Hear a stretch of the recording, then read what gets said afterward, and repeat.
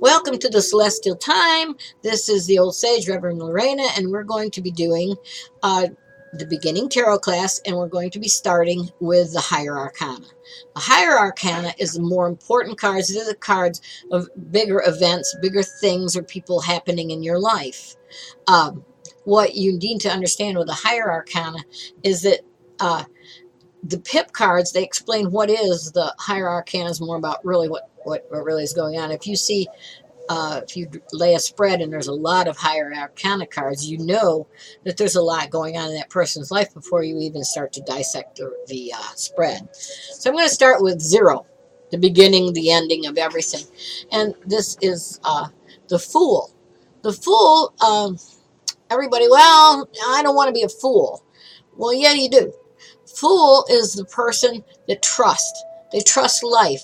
They trust their intuition. They trust themselves. They are willing to take that chance. They're not going to play it safe, but they don't. If they do, they probably aren't going to make it. Okay, it's not going to accomplish what they want to accomplish. You see the Fool lay down.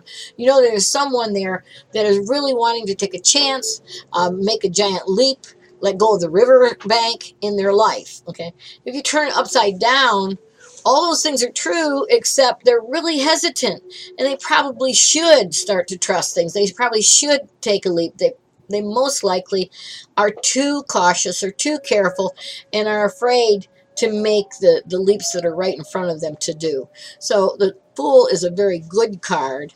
Wherever you see the Fool in a spread, you know that person is going to trust spirit, trust God, trust their luck, trust their manifestation abilities, whatever that is. The next card is the Magician. You notice that the Magician there, he's got infinity over the top of his head.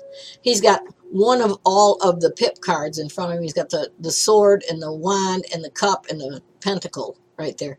So, and he's got his wand and he's going, I decree what is. With the Magician, things will come in if you get out of the way. Okay, you really need to get out of your own way.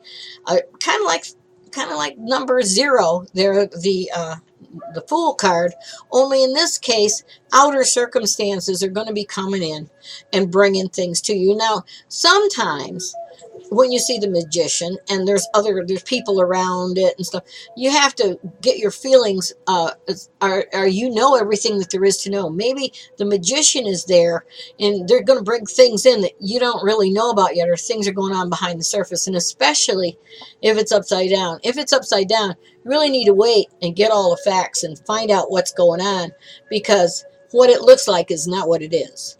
Either way, what it looks like isn't exactly what it is, but when it's right side up, that's not a bad thing. When it's upside down, be much more cautious, okay?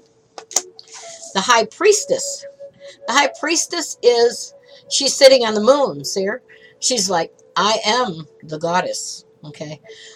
She is intuitive. She uses her heart, her feelings, her emotions, higher octave of Neptune in some ways, and the moon, knowing what is to know, the intuitive, the mystic, the psychic, the seer. That's the energy of the High Priestess. And when you get a High Priestess in a spread, you tell your client to honor their intuition, to understand that what they're feeling and sensing is the truth. A lot of times you'll see this in someone that is psychic in some way, absolutely, and someone that uses their psychic ability to the highest and best. Upside down, I usually tell people, would you please pay attention to how you feel and what you think? Because then you have the ability to know what's happening. You have the ability to feel and sense and be empathic to what's happening around you. But you're clouding up your life. Your life has got too much of whatever in it, so you're not paying attention to your inner wisdom. The Emperor. The Emperor is, look at him. He is in charge. He is in authority. He is the boss. He is the king. He is the corporation. When I see the Emperor, I usually see possibly even the government, but is the power and control of the throne, the masculine power. When it is upside down, if it's with the person, I'm telling them they're not using their power or they're not using it correctly, or that there's someone in authority that they need not to buck. As I said, of course, it depends on what else is around it. Okay. And the last one I'm going to do today is the Empress, because you can't have the Emperor without the Empress. The Empress, you see, she's got the moon there too. Whenever you see the cards with the moon involved, you know that's the intuitive, the feminine. Okay. You see, the Emperor, he's got the swords and he's got that the upside down cross there, and he doesn't. You don't see a moon in there anywhere. You see the sun energy. Okay, the Emperor is the masculine. The Empress is the feminine, and all it is.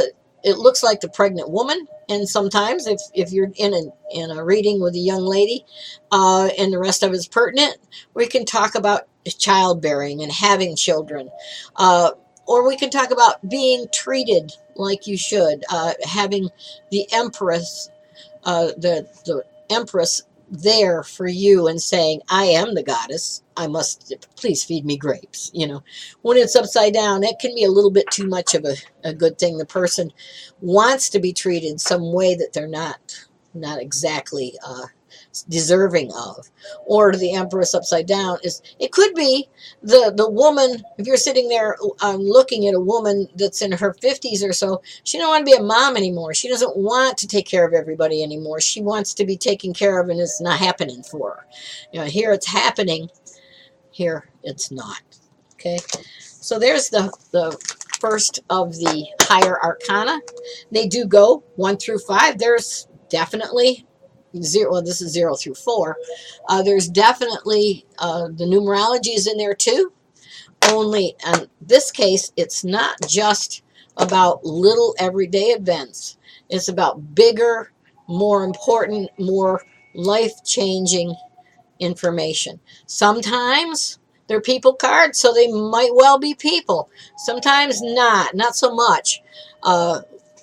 There's going to be a force of energy with the higher arcana in any of your readings. So, you study this as well. There's another book out that I like called Choice Centered Tarot. I like this Gail Fairfield. She wrote a long time ago. She's actually over in Bloomington, Indiana. I haven't ever met her, but I really liked her work. She's probably old like me now, so I don't know whether she's there or not. But you can get her work on Amazon. And, people say to me, well, why don't you write a tarot book? Or why don't I not? I would rather write about spirituality. There's so many good tarot books out. Just pick one, okay? And read the books and read all of it, and then throw the book away, because you have to connect with the cards, and then you have to connect with the person in front of you. The cards them alone tell you nothing. You have to have the intuitive side of it to actually have a good reading. Anybody can get a book and look at it and look at the cards and go, oh, this means this and this means that. And it's uncanny, because there's a law of resonance that goes with it. So the cards that fall down are pertinent to the person that you're reading for and the person that is speaking. It never fails. It always happens. It kind of makes you realize that we're not in this soup all by ourselves. There's certainly a lot of unseen energy around us, and we can pull in the good, or we can pull in the negative. We get to pick. Okay? Any questions or comments, please call, text. I'll pick up a text easily, 832-444-8380. Also, if you'd like a reading, I do phone readings. Give me a call and text me first, so that I'll know what it's about, because I don't generally answer the phone to numbers that I don't know. Nobody does. Okay. All right. At least not too many people do. Okay. So until again, next week, or sooner, probably next week, study the tarot. Have a great time. Bye-bye.